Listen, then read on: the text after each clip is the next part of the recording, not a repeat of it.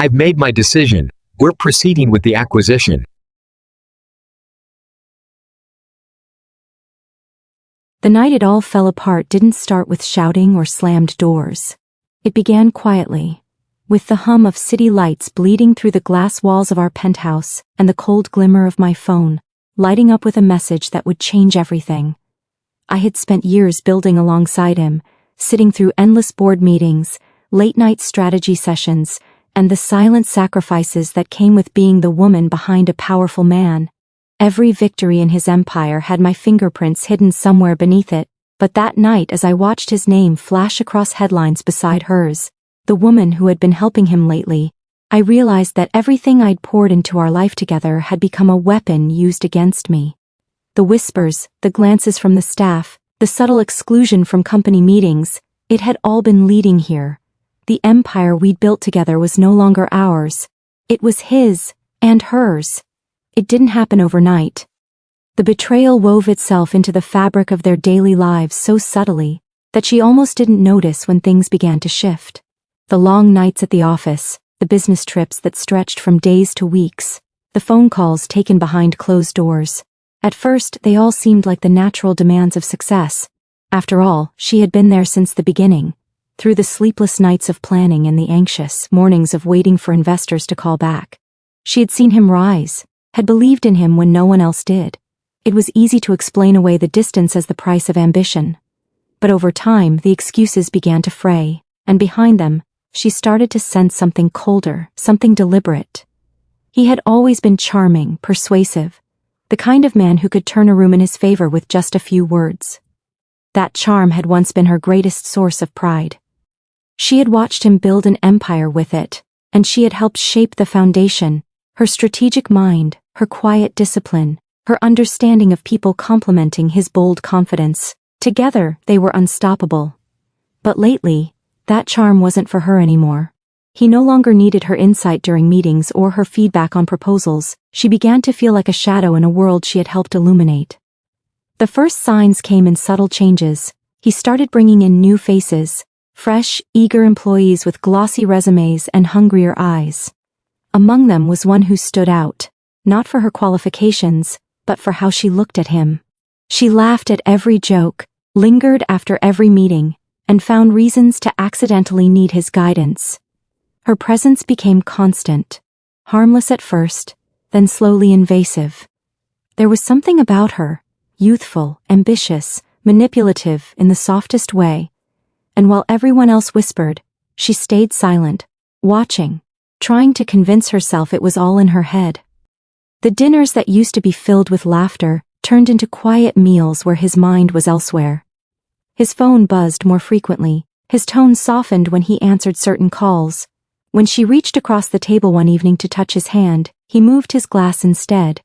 The warmth between them began to cool, replaced by a careful politeness that felt like walking on glass. The man who once sought her advice on every decision now seemed irritated by her questions. But it wasn't just emotional distance, it was strategic. Slowly, he began pulling her out of the core of the business. Projects that had her signature were handed to someone else. Her name disappeared from internal reports. Her approval was no longer required for major transactions. It was subtle enough to go unnoticed by others, but calculated enough to tell her exactly what was happening. He was building something new, without her. The empire she had once helped nurture was now being reshaped, and she was being erased from it piece by piece. There were moments when she tried to confront him gently, asking if something was wrong, if perhaps they were growing apart. He would smile, that same rehearsed smile he used in boardrooms, and tell her she was overthinking. "You should rest more," he'd say. "You've done enough." Those words cut deeper than any confession could. Done enough after years of standing beside him, protecting their reputation, managing crises before they even reached his desk. Suddenly, she was unnecessary. She started noticing how others treated her differently. The staff who once respected her began to hesitate before addressing her. Invitations to business events were sent only to him. Even the board members who had once valued her insight started looking past her, as if they had been instructed to. The betrayal wasn't only personal, it was professional, systemic, and humiliating. He was rewriting the story of their empire, and she was being written out, She didn't crumble though. Instead, she watched, observed, listened. She noticed how the young woman now occupied her seat at dinners, her space in conversations, her place in his world. It was almost poetic in its cruelty, how easily someone could be replaced after years of devotion. But what he didn't realize was that while he was busy replacing her presence, he had forgotten one crucial truth. She still held knowledge. She still had access, signatures, and leverage buried deep in the framework of the empire they had built together.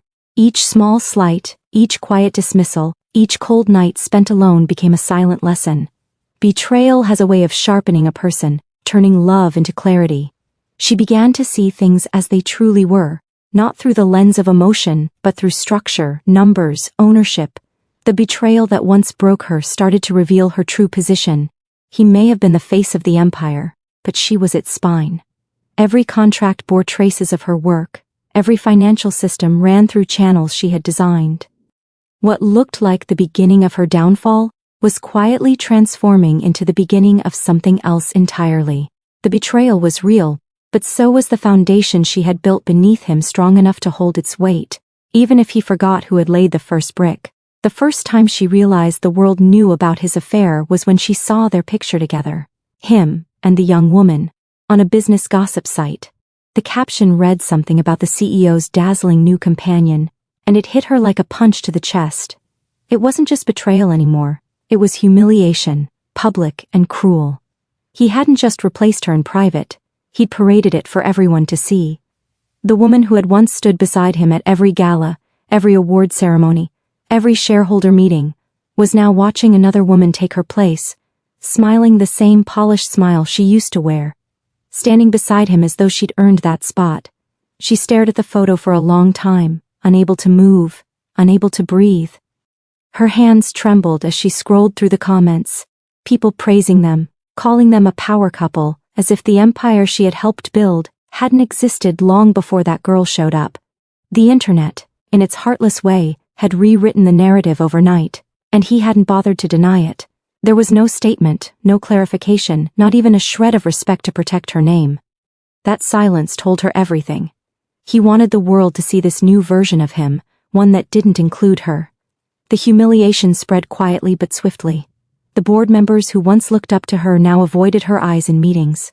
The employees whispered in hallways, pretending to stop talking when she walked by. Even friends she had shared dinners and vacations with grew distant, too afraid to choose sides in a war that hadn't been publicly declared, but was already raging beneath the surface. Every social event became a test of endurance, a stage where she had to smile while feeling her insides collapse. He began bringing the young mistress to company functions, introducing her not as his assistant, not even as a consultant, but as someone important to him. The words were casual, but their meaning was deliberate. He wanted everyone to know she had been replaced, not just as a wife, but as a partner in power. That girl sat where she used to sit, shook hands with the same investors, and flirted her way through rooms that had once been built on respect, not spectacle. It wasn't the youth that hurt her most, it was the arrogance. The girl moved with the kind of confidence that came from knowing she was protected, that he would shield her from consequences. She wore clothes that screamed luxury, gifts that once came from the same brand of jewelry he used to buy for her. Every diamond, every designer bag felt like another reminder that her years of loyalty had been traded for something fleeting. Still, she refused to break in front of them. She learned how to mask her pain behind a calm, elegant silence. She attended meetings with the same poised expression, spoke when necessary, and left before anyone could see the cracks. But inside, every interaction was agony. Seeing the young mistress stand beside him, laughing at private jokes, whispering during presentations, it was like watching a ghost version of herself being played by someone else. The humiliation wasn't confined to the office either. It followed her home, echoed in the phone calls that went unanswered, the cold bed that stayed untouched, the expensive gifts that had suddenly stopped arriving. Even her family began to notice. Her mother's voice on the phone was gentle, cautious, asking if everything was all right. She lied every time, saying he was just busy, that business was taking up all his time. She couldn't bear to admit that her marriage had become a public spectacle. What made it worse was how perfectly orchestrated it all seemed. The press releases, the photos, the social appearances. It was as if he had been preparing this transition for months.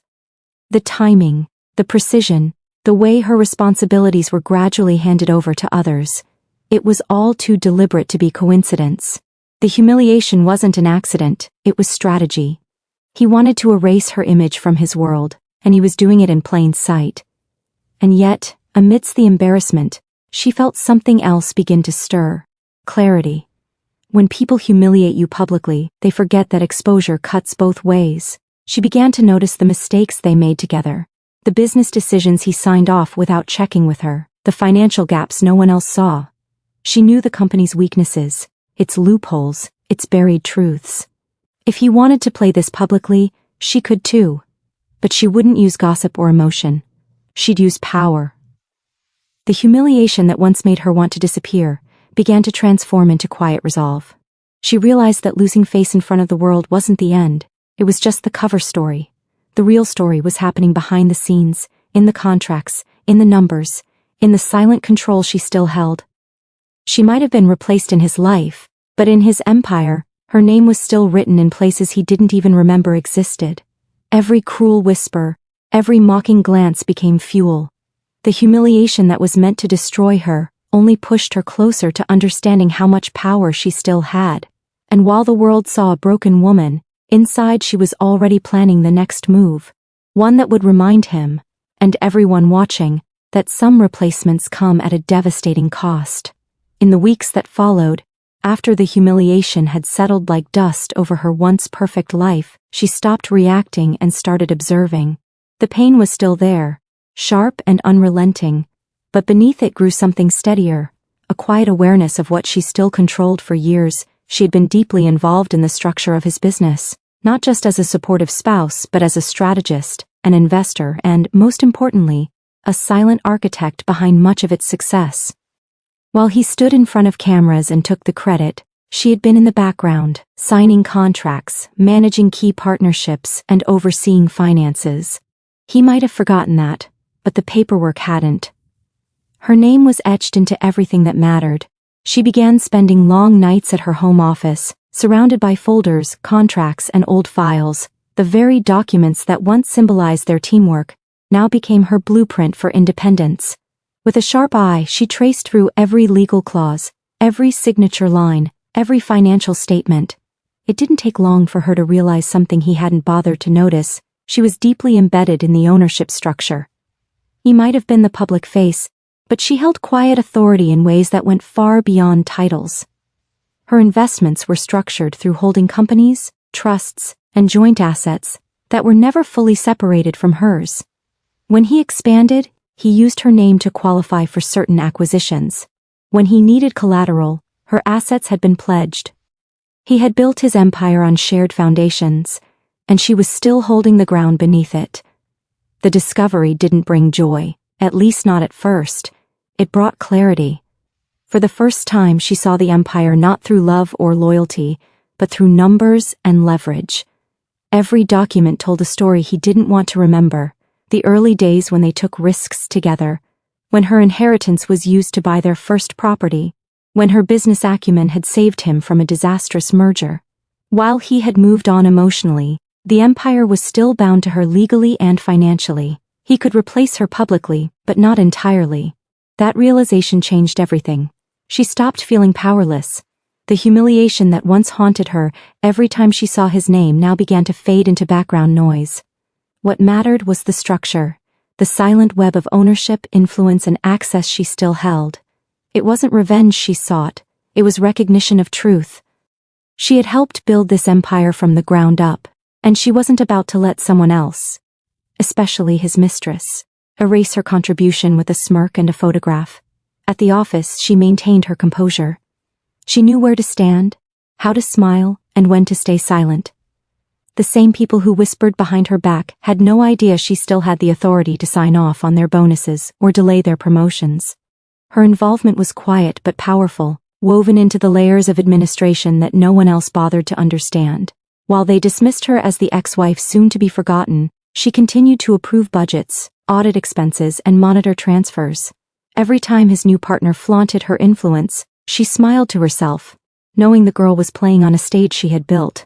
Her access extended beyond finances.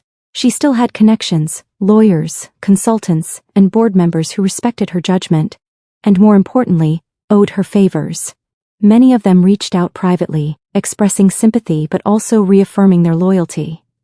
They knew who had steadied the company during its hardest times. They remembered her decisions that had saved millions. And though they couldn't say it aloud, their quiet alignment was clear. Power, she realized, didn't always need to be loud. Sometimes it lived in silence, in the spaces people overlooked. She began to move strategically, documenting everything, preparing for what she knew would come next. The man who had once relied on her instincts had grown careless without them. His new partner was ambitious but inexperienced, making decisions driven by ego rather than logic. Deals were being rushed, funds mismanaged, and relationships strained. Slowly, the cracks in his empire began to show. And she watched, patient and deliberate, understanding that timing was everything. Her silent power wasn't just in what she owned, it was in what she understood. She knew the weaknesses of every division, the dependencies of every partner, the hidden risks no one dared to mention. She had built this empire with her hands, and she could dismantle it just as easily if she chose. But she wasn't driven by destruction. She wanted restoration, not of their marriage, but of her dignity, her identity, her place in the story that had been stolen from her. Every move she made was careful. She reactivated dormant accounts, reviewed old partnership terms, and began consolidating her assets quietly. No confrontation, no public statement, no drama, just precision. She didn't need him to know what she was doing. She only needed to ensure that when the time came, everything she had built would return to her control. It was strange, realizing how much power she had carried all along without ever recognizing it. For years she had given it away freely, thinking that love meant trust, that partnership meant equality. Now, stripped of illusion, she could see it clearly. She had never been powerless. She had simply been too loyal to notice how much of the empire already belonged to her. She had learned long ago that power doesn't always come from confrontation. It often comes from quiet strategy, from patience disguised as calm. So while he flaunted his new life, she began to move in silence. There was no dramatic argument, no tearful scene demanding explanations. She didn't need them anymore. She had already seen the truth, and now her focus was on something far more valuable than closure. Control. The empire they had built together was still tangled in shared assets, joint ventures, and overlapping ownerships. Every decision he made depended, in one way or another, on the framework she had once helped design. He had forgotten that. She hadn't. Her first step was subtle. She contacted their financial advisor under the guise of updating her records, a routine procedure that drew no suspicion. But behind the polite tone of her emails, she was gathering data. Statements, balance sheets, investment reports, all neatly laid out and color-coded. It wasn't about emotion, it was about information. And information, in her hands, had always been power. Each document told her where the weaknesses were, where funds had been diverted, where his reckless decisions had started to corrode the structure they once built together. The more she studied, the clearer her path became. He had expanded too quickly, too arrogantly, signing off on luxury projects that bled money and surrounding himself with people who praised him instead of warning him. His new partner might have been charming, but charm didn't balance accounts or manage supply chains. The cracks were spreading, and he was too distracted to see them. She, however, saw everything. Her silence allowed her to move freely, unnoticed, while the people around him were too busy basking in his shadow to notice her presence at all. She began reaching out to key figures she trusted, people she had once worked closely with before being pushed aside. Her calls were calm, professional, but her message was clear. She was back in the game. She didn't need to threaten or persuade. Her reputation did the work for her. These were the same people who had seen her handle crises, negotiate deals, and make decisions that had saved a company from collapse. They knew her worth. Slowly, discreetly, they began to align themselves with her once again. While he was busy with his public image, she was building alliances. She met with silent partners, reviewed clauses in contracts he hadn't read in years, and found that many of them still required her signature for major financial shifts. It was almost poetic. The The man who had replaced her emotionally had forgotten that he couldn't replace her legally. Her approval remained a quiet barrier between him and full control. So she began to use that barrier to her advantage. When requests for fund transfers came through, she delayed them under the pretext of clarification. When expansion proposals required her sign-off, she asked for revisions. Each small delay rippled through the company, slowing his grand plans just enough to make investors uneasy. She did all of this without raising her voice, without leaving a trace of hostility. It was business, after all. She was simply fulfilling her role. To outsiders, she appeared composed, professional, maybe even indifferent. But beneath that calm exterior was precision born from heartbreak. She wasn't trying to destroy him, she was teaching him the cost of underestimating her. At home, she maintained her routines, mornings with black coffee and spreadsheets, afternoons with quiet meetings or phone calls taken in the privacy of her study. She no longer looked for updates about his public life. Every headline, every photograph, every rumor had lost its sting.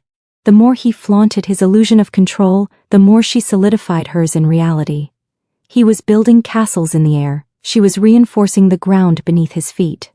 When she visited the headquarters again, it was under the pretense of reviewing financial compliance. People who once pitied her now stood straighter when she passed. They could sense something different in her, an authority they had forgotten, now quietly resurfacing. Even he seemed taken aback when she walked into the boardroom, poised and collected, offering nothing but a polite smile. He didn't know that the woman sitting across from him had already begun to weave a plan that would change everything. Her strategy wasn't revenge, it was reclamation. Every move she made was calculated to restore what was hers, not to destroy what was his. She knew the power of patience. The real art of strategy lies in knowing when not to act, when to let arrogance dig its own hole, and he was digging fast. She just needed to be ready when it caved in. Each night, as the city lights flickered across her window, she reviewed her progress, crossing off one quiet victory after another. The accounts she regained control of, the partners she reconnected with, the clauses she reactivated. She was methodical, relentless in her precision, but never loud about it. Her silence became her shield, her discipline her weapon. There was something deeply satisfying about knowing that he still thought she was out of the picture. He believed she was broken, defeated, humiliated. He didn't see that she was already rebuilding, piece by piece, from the inside out. He thought he had won, but the truth was, he had simply freed her to move without restraint. And while he played the role of a powerful man in public, she was quietly rewriting the foundation beneath his empire, one that still unmistakably belonged to her. The moment came quietly, almost too quietly for what it represented. There was no announcement, no confrontation, no dramatic scene, just a signature on a document, a transaction authorized from her private office, and with it, the silent transfer of power that would shake the empire he believed he controlled. She had waited, studied, and prepared for this moment, with the precision of someone who had nothing left to lose and everything to reclaim. For months, she had been gathering every piece of leverage she needed: financial reports, dormant shares, forgotten joint ventures, and silent agreements that all pointed to one undeniable truth: she still owned more than half of his empire. When she moved, she did it strategically, pulling 58% of the company's assets back into her control, a move that would leave him scrambling in confusion. It started with the board. She had quietly reached out to key members who remembered her strength, who trusted her more than they trusted the chaos that had begun to brew under his new leadership. The numbers had been slipping for weeks. Bad decisions, rushed expansions, poor budgeting. Investors were nervous, whispers were spreading, and trust was eroding. She had chosen her timing perfectly. When she presented her claim, she didn't need emotion or justification. She had facts. Legal documents with her name, signatures that couldn't be disputed, and ownership percentages that clearly showed her stake. She had never given them up. They had simply been forgotten, buried beneath the noise of his ego. When the paperwork was filed, the shock rippled through the company like an aftershock from an unseen quake. He was in a meeting when he got the news, his phone buzzing relentlessly until he excused himself to take the call. The color drained from his face as the words hit him. His wife, the woman he had replaced so easily, had just executed a move that shifted the balance of the entire corporation. Overnight, he was no longer the majority owner. She was. The empire he had built his identity around was now under her authority, and there was nothing he could do to stop it. While chaos erupted in his world, she sat in her office with calm detachment. The hum of the city outside her window sounded different that day, almost like applause from a distance. She didn't smile, but there was a quiet satisfaction in knowing she had done this without raising her voice, without lowering herself to his level. Every humiliation, every betrayal, every whisper behind her back had led to this moment, not revenge, but justice. She knew he would come to see her, and he did. The confrontation she had avoided for so long finally arrived, but not in the way he expected. He stormed into her office with fury barely contained, demanding explanations, accusing her of betrayal, of ruining everything they had built. She listened in silence, letting him unravel, his voice echoing through the glass walls that once symbolized transparency, but now reflected only his panic.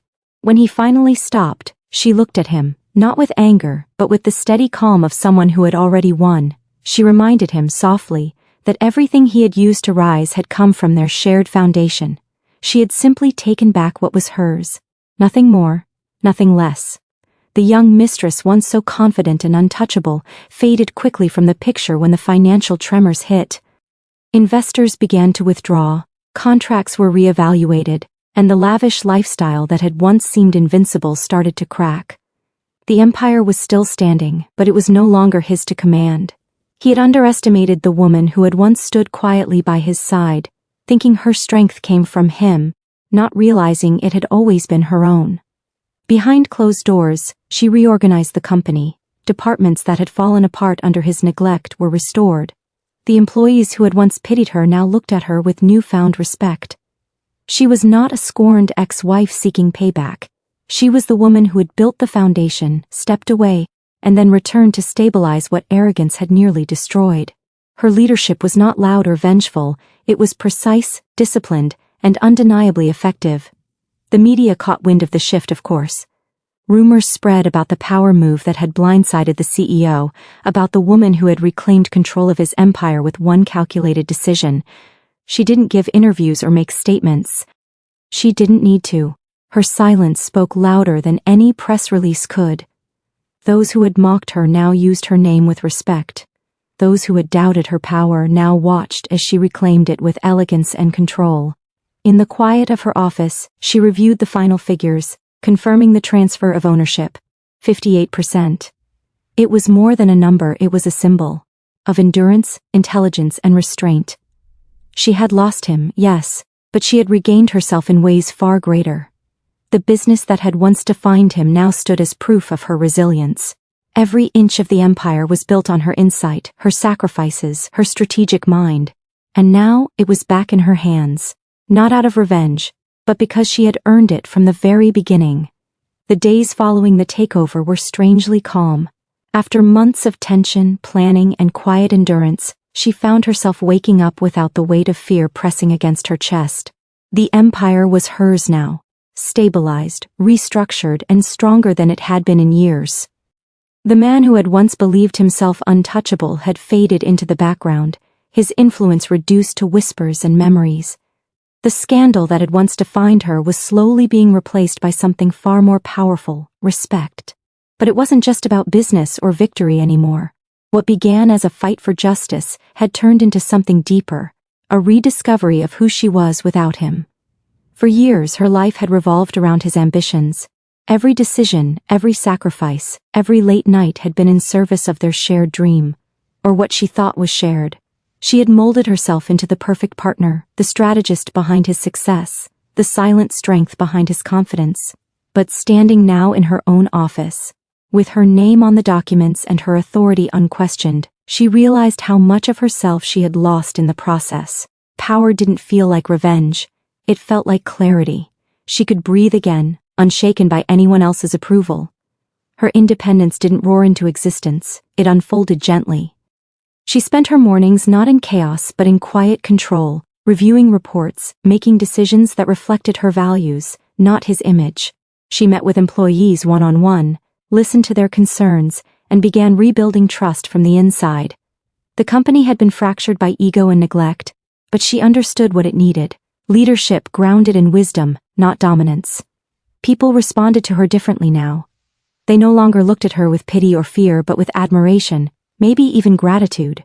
She had turned the ruins of humiliation into a foundation of strength. He, on the other hand, couldn't handle the silence that followed. The world that had once revolved around him no longer cared for his charm or titles. His young mistress had long disappeared, chasing the next man with power and money to offer. He tried to regain his footing, to rebuild something on his own, but every move was shadowed by the empire that no longer belonged to him. His downfall was not dramatic, it was quiet, invisible.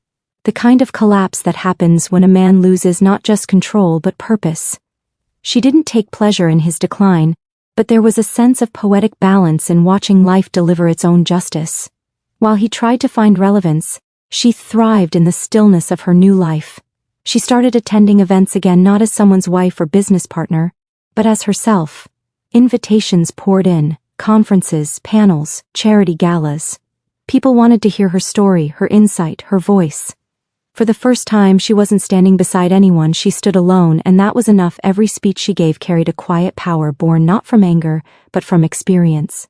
She didn't talk about betrayal or revenge. She talked about resilience, about how the worst moments could become turning points if faced with patience and intelligence. Her home changed too. The penthouse that had once felt cold and foreign now felt alive again. She redecorated it, not extravagantly but meaningfully. The portraits of their shared life were gone, replaced by art she chose for herself. The silence that used to haunt her was now peaceful. Evenings were spent with books, music, and the city lights reflecting off the glass. There was no one to perform for, no one to impress, just her. And for the first time, that was enough. She also began new ventures, investing in startups led by women, mentoring those who had been overlooked, the same way she once had. She understood the pain of invisibility, the exhaustion of being underestimated. Helping others rise gave her a sense of fulfillment that money could never match. Her story became an unspoken source of inspiration. A woman who had been cast aside, and yet reclaimed everything through intellect and composure, not rage. People began calling her the quiet force behind one of the most remarkable business recoveries of the decade. But the most profound change was internal. The version of herself that had once sought validation was gone. She no longer needed apologies or explanations. The scars were still there, but they had healed into reminders of her strength. There were moments, rare and fleeting, when she thought about him, not with longing or bitterness, but with a kind of distant gratitude. Without his betrayal, she might never have discovered her own magnitude. The heartbreak had stripped her of illusion, and in doing so, had given her freedom. Her days were no longer about surviving the wreckage of the past, they were about building something new. Every decision she made, every deal she signed was her own. There was power in that autonomy, but also peace. She had found balance, a rhythm that came not from domination but from self-respect. She didn't need to prove herself anymore. The world had already seen what she was capable of, and now, she lived for herself, not for an audience. She had risen, not from vengeance but from wisdom. The empire was no longer just a business. It was a symbol of her resilience, her clarity, her rebirth. And as she stood one evening by the window, watching the city move below her, she understood something simple yet profound. She had not just taken back what was hers. She had become something far greater than what he ever imagined she could be. In the end, her story was never about revenge. It was about reclamation. She had been broken, humiliated, and underestimated, yet she never lashed out or begged for sympathy. Instead, she chose silence, strategy, and grace. Piece by piece, she rebuilt her power, not through destruction but through understanding exactly who she was and what she had built. The empire he believed was his alone had always been rooted in her strength, and when the time came, she took it back, not to hurt him, but to remind herself of her worth. What began as betrayal transformed into awakening. She emerged not as the woman left behind, but as the woman who stood taller than the ruin, stronger than the scandal, and wiser than the world that once doubted her. Her greatest victory wasn't what she gained, it was who she became in the process.